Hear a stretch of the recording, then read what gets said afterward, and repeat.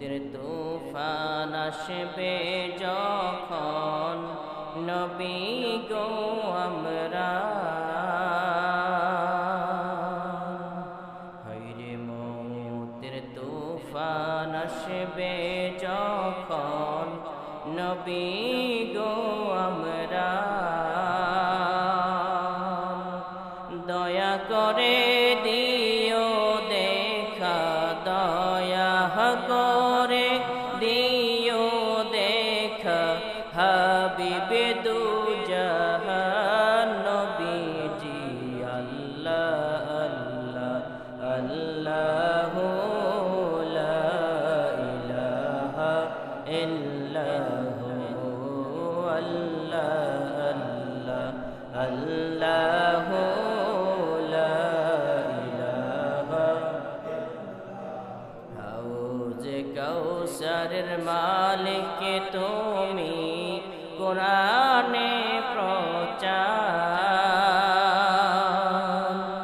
হায়রে হাউজে কাউসারের মালিক তুমি কোরআনে প্রচার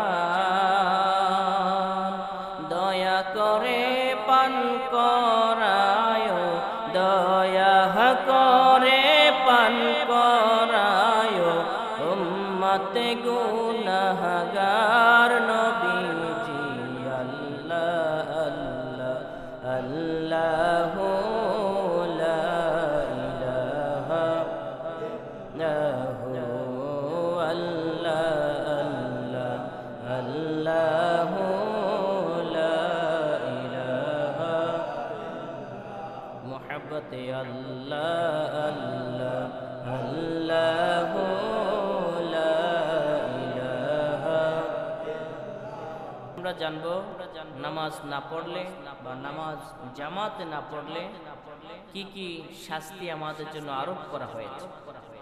সর্বপ্রথম আল্লাহ তাআলা যে নামাজের আদেশ করেছেন সেই আদেশগুলো আমরা প্রথমত জেনে নিই। সূরা আন-নিসা এর 103 নম্বর আয়াত আল্লাহ পাক রব্বুল আলামিন বলছেন ইন্নাস সালাতা কানাত আলাল মুমিনিনা কিতাবাম মাওকুতা হে ঈমানদার গণেরা মুমিনরা ইন্নাস সালাতা নিশ্চয়ই সালাত আলাল মুমিনিনা মুমিনদের উপরে কিতাবাম মাওকুতা নির্দিষ্ট টাইম করে দেওয়া হয়েছে। 5 ওয়াক্ত নামাজ 5টা টাইমে দেওয়া হয়েছে, এমনটা না যে ফজরের সময় 5 ওয়াক্ত নামাজ একসাথে পড়ে ফেলে। আল্লাহ তাআলা বলছেন নির্দিষ্ট করে 5টা টাইম দিয়েছি, নির্ধারিত করে 5 টাইমে 5 ওয়াক্ত নামাজ পড়তে হবে। এরপর আল্লাহ পাক রব্বুল আলামিন সূরা আল বাকারা 3 নম্বর আয়াতে আমাদেরকে ঘোষণা করেছেন আল্লাযীনা ইউমিনুনা বিল গায়বি ওয়া ইয়াকিমুনাস সালাতা ওয়া মিম্মা রাযাকনাহুম ইউনফিকুন ঈমানদার তারা যারা অদৃশ্যের প্রতি ঈমান আনবে, যারা নামাজ কায়েম করবে। প্রিয় হাজিরিন, আল্লাহ পাক রব্বুল আলামিন সূরা আল বাকারা এর 277 নম্বর আয়াতে আমাদেরকে বলছেন বিসমিল্লাহির রহমানির রহিম ইন্নাল্লাযীনা আমানু ওয়া আমিলুস সালিহাতি ওয়া আকামুস সালাতা ওয়া আতুজ যাকাতা লাহুম আজরুহুম ইনদা রাব্বিহিম ওয়া লা খাউফুন আলাইহিম ওয়া লা হুম ইয়াহজানুন।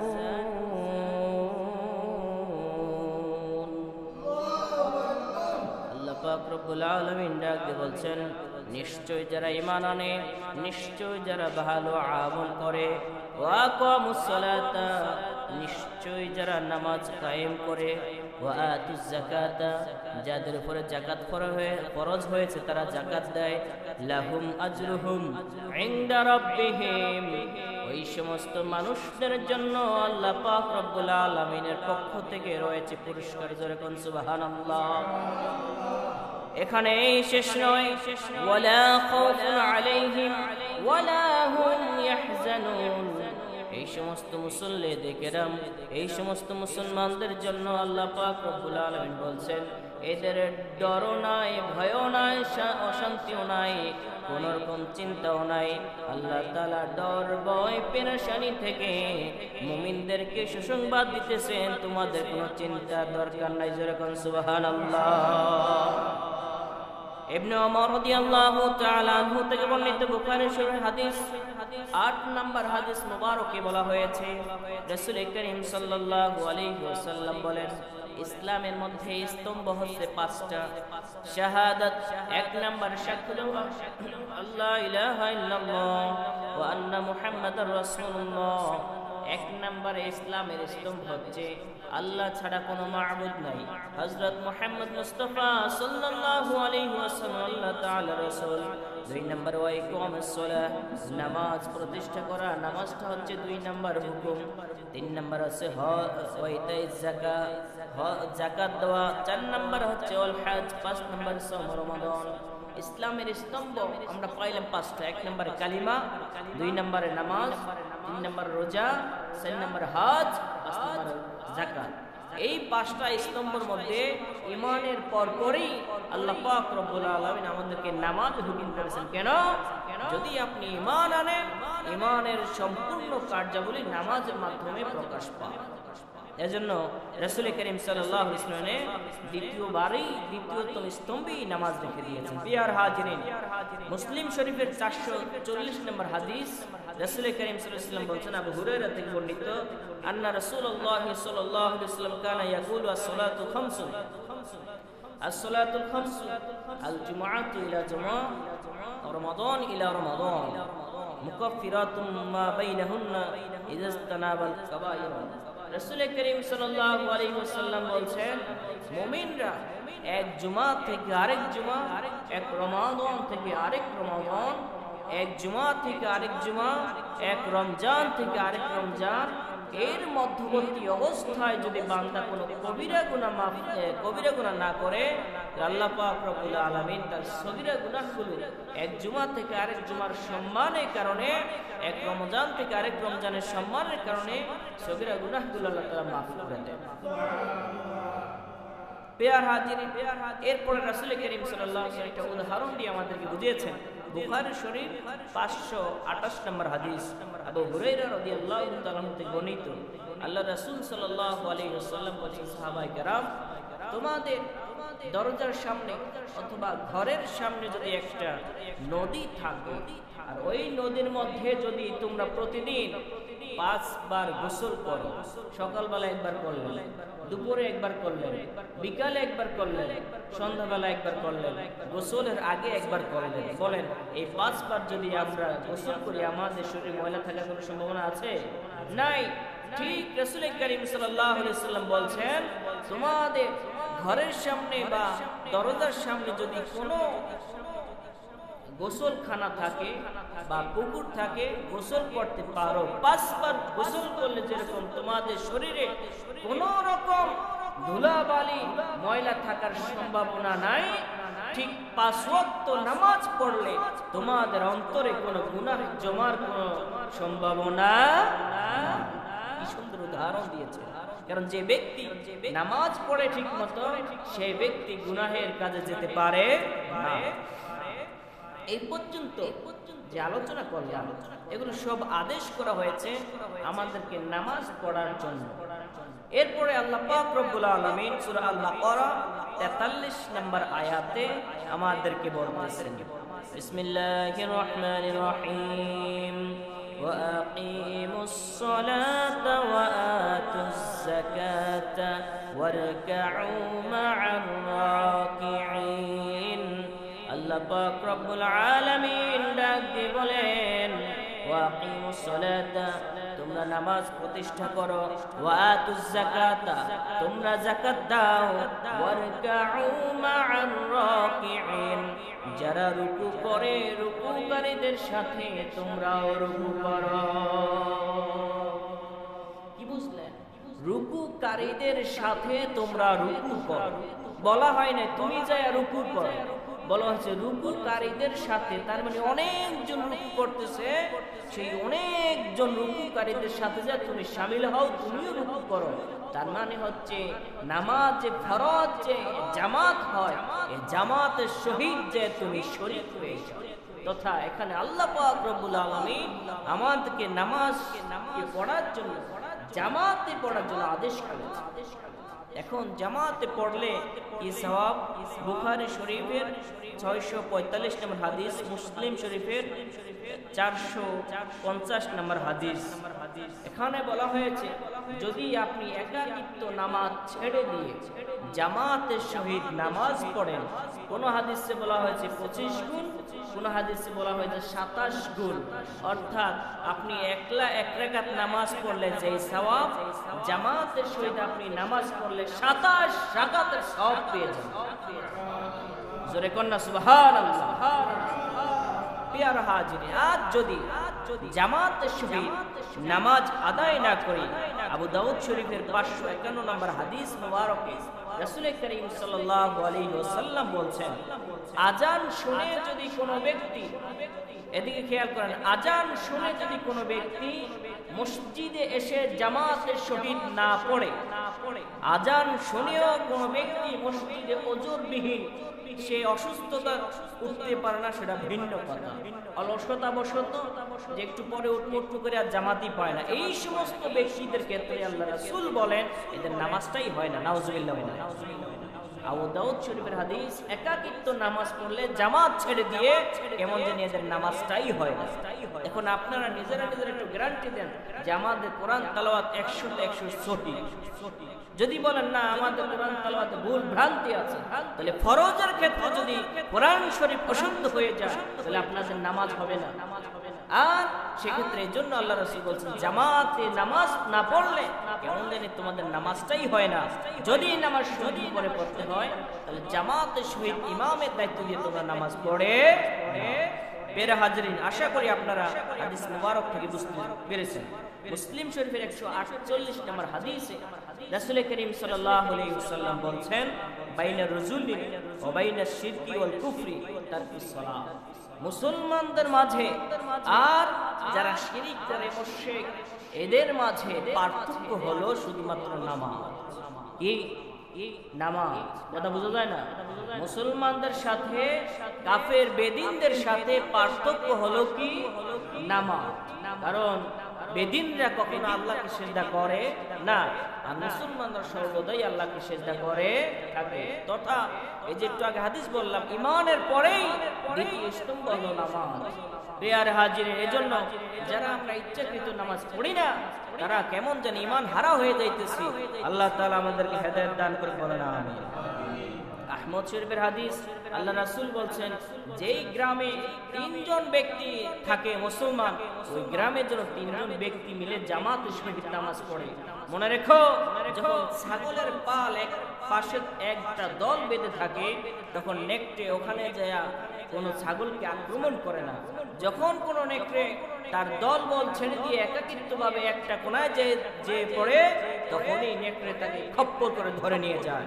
জামাতবিহীন যে সমস্ত মানুষগুলা নামাজ পড়ে তাদের অন্তরে শয়তান বাসা বাঁধে, তখন তাদের খুজুর সহিত নামাজটা পড়তে পারে না। আর জামাতের সহিত যখন সে শরীক হয় তখন আল্লাহ তাআলা ওখানে রহমত বর্ষিত করেন, তখন মানুষ আরামে নামাজ পড়তে পারে। যেরকম সুবহানাল্লাহ। তাহলে ভাইরা, অলসতা না করে আসুন আমরা সবাই জামাতের সহিত নামাজ আদায় করার চেষ্টা করি। আল্লাহ পাক রব্বুল আলামিন আমাদের সকলকে তৌফিক দান করুন, বলেন আমিন। বুখারী শরীফের 647 নম্বর হাদিস, রাসূল করিম সাল্লাল্লাহু আলাইহি ওয়াসাল্লাম বলেছেন, যখন আজান হয় আমার মনে চায় আমি একজন ইমামকে ইমামতির দায়িত্ব দিয়া, আরেকজন মুয়াজ্জিনকে মুয়াজ্জিনের দায়িত্ব দিয়া, আরেকটা সাহাবাদের দল আমি নিয়ে বের হয়ে যাই। এই যেই সমস্ত সাহাবাদের দল নিয়ে আমি বের হয়ে যাইব, এই সমস্ত সাহাবায়ে কেরামদের মাঝে সবার কাছে কাঠ থাকবে, লাকড়ি থাকবে, এগুলো নিয়ে আমি একটা ঘরের সামনে হাজির হব।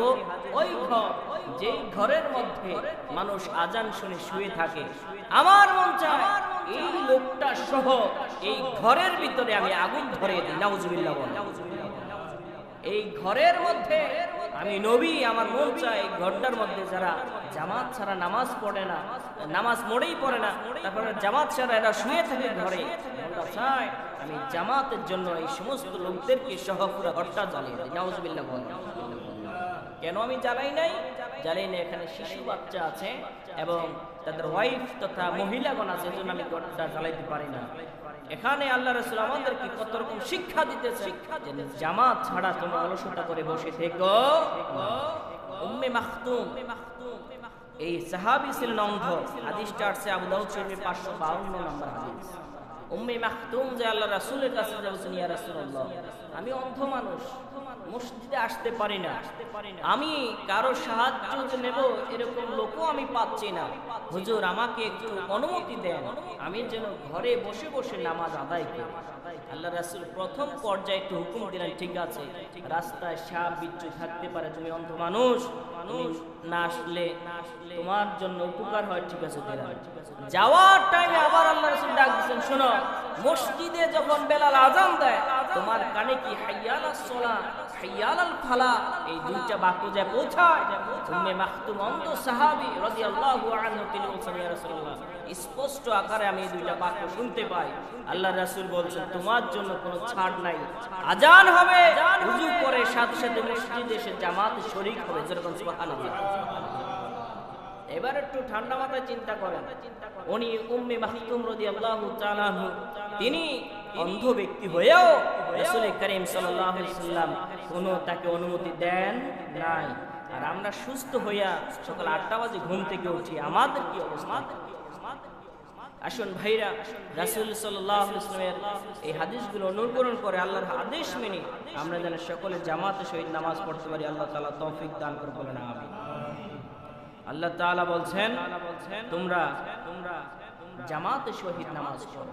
প্রিয় হাজিরিন, একটু খেয়াল করেন, রাসূল করিম সাল্লাল্লাহু আলাইহি ওয়াসাল্লাম অন্তিম কালে ইন্তেকালের পূর্বে তিনি সকল সাহাবায়ে কেরাম আশেপাশে ঘুরঘুর করতেছেন, কাঁদতেছেন।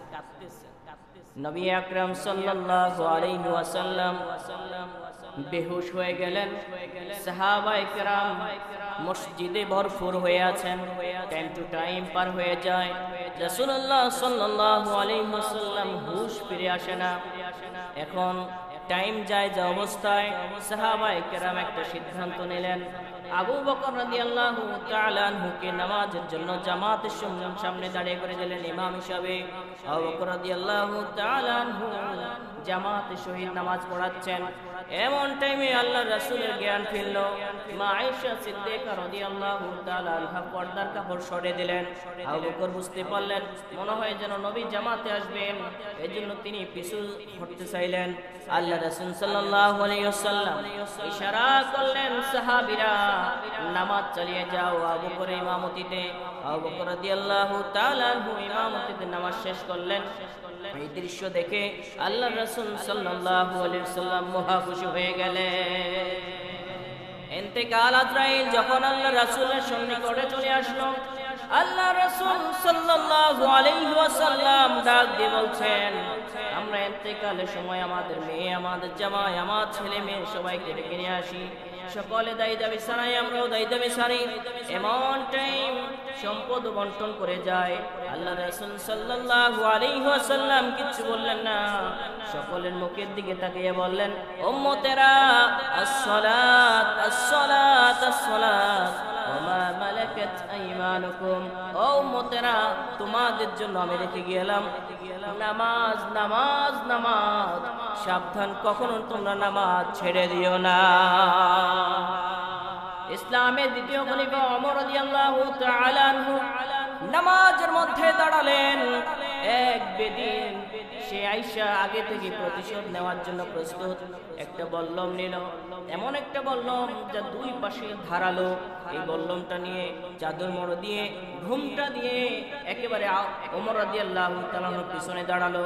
ওমর রাদিয়াল্লাহু তাআলা যখন নামাজে তাকবীর দিলেন, নামাজ শুরু করলেন, নামাজের মধ্যখানে ওই বেদিন ওমর রাদিয়াল্লাহু তাআলা হুকে 3টা আঘাত করলেন, যেরকম নাউজুবিল্লাহ।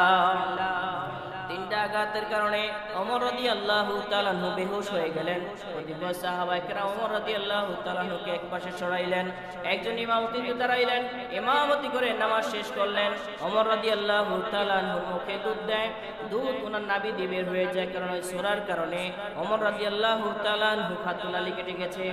ওমর রাদিয়াল্লাহু তাআলা আনহু যখন জ্ঞান ফিরল, ওমর রাদিয়াল্লাহু তাআলা আনহু বলেন নাই, কে আমাকে ছুরি মেরেছে তাকে ধরো, তাকে হত্যা করো, তার বিচার করে, এই শব্দটা প্রথম বলেন নাই। তিনি সর্বপ্রথম চোখ খুলে বললেন, সাহাবীরা, আমি তোমাদের কাছে একটাই প্রশ্ন করব, একটাই উত্তর দিবা। যে নামাজ আমি শুরু করেছিলাম, বলো সেই নামাজটা কি জামাতের সহিত শেষ হয়েছে কিনা? জোরে কইবেন না সুবহানাল্লাহ। এবার চিন্তা করেন জামাতের কত গুরুত্ব দিয়েছে ওমর রাদিয়াল্লাহু তাআলা সূরার আঘাতে নিজের জীবন শেষ নেতা হিসেবে তিনি সর্বপ্রথম একটাই তিনি প্রশ্ন করলেন, জামাতের সহিত নামাজটা বড় হয়েছিল, আদায় হয়েছে কিনা? সাহাবায়ে কেরাম বলছেন, হ্যাঁ, আপনার অনুপস্থিতিতে আমরা একজন ইমাম নিযুক্ত করে জামাতটা শেষ করেছি। ওমর রাদিয়াল্লাহু তাআলা খুশি হয়ে গেলেন। সুবহানাল্লাহ। প্রিয় হাজিরিন, কিয়ামতের ময়দানে আল্লাহ পাক রব্বুল আলামিন সর্বপ্রথম আপনাদের নামাজের হিসাব নেওয়া হবে। আউয়ালু মা ইউহাসাবু বিহিল আবদু ইয়াউমাল কিয়ামাতিস সালাত। কিয়ামতের ময়দানে সর্বপ্রথম আপনাদের আমলনামা নেওয়া হবে, সর্বপ্রথম আপনার নামাজের জন্য বিচার করা হবে। চিন্তা করে দেখেন আমাদের নামাজগুলা সঠিক হয়েছে কিনা।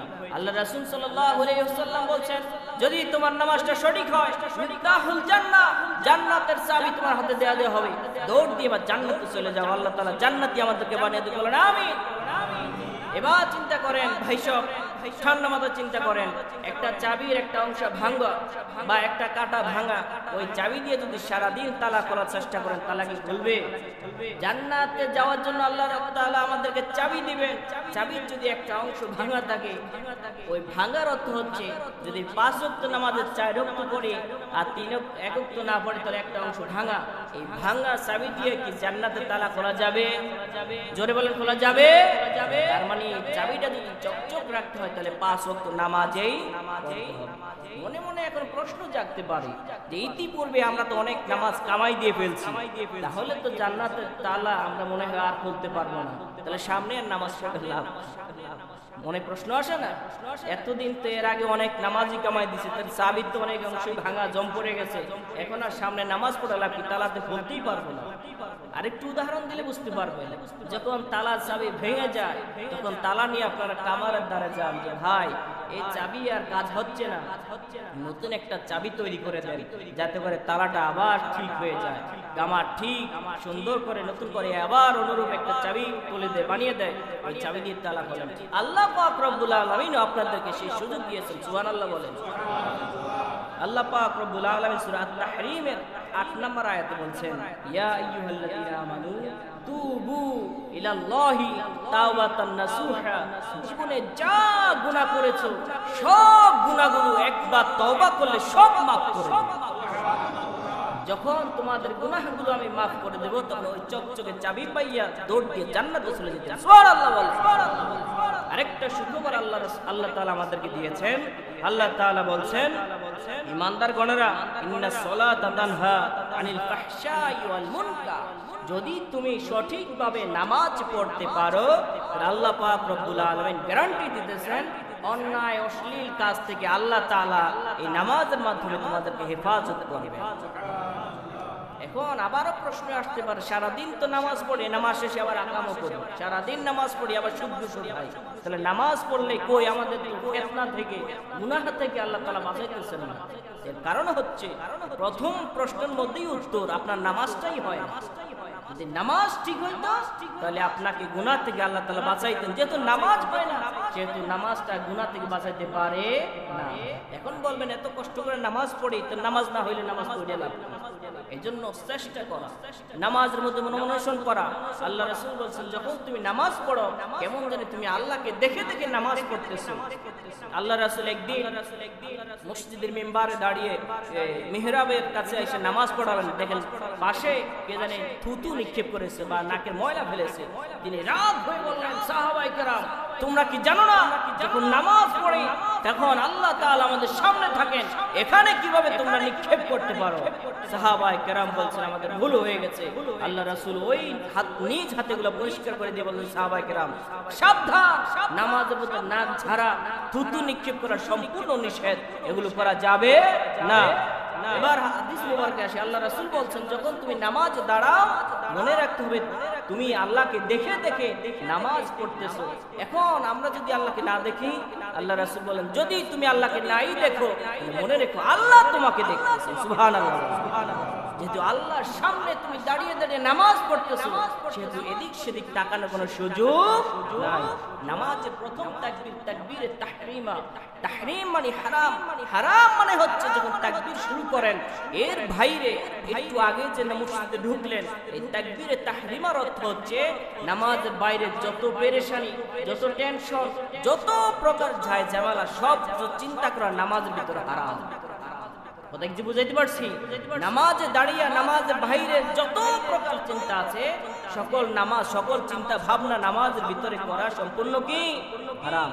যখন খুশু খুজু তাকওয়া আল্লাহর ভয় ভীতি দিয়ে নামাজ পড়বেন, জাহান্নামের ভয়ে কাঁদবেন, তখন দেখবেন আল্লাহ পাক রব্বুল আলামিন জাহান্নাম এবং এই যে ইন্নাস সালাতা নিশ্চয়ই নামাজ তানহা বিরত রাখবে আনিল ফাহশাই ওয়াল মুনকার, ফাহশা খারাপ কাজ থেকে, মন্দ কাজ থেকে আল্লাহ তাআলা গ্যারান্টি দিতেছেন আপনাদেরকে সমস্ত বালা মুসিবত থেকে হেফাজত করবেন। সুবহানাল্লাহ।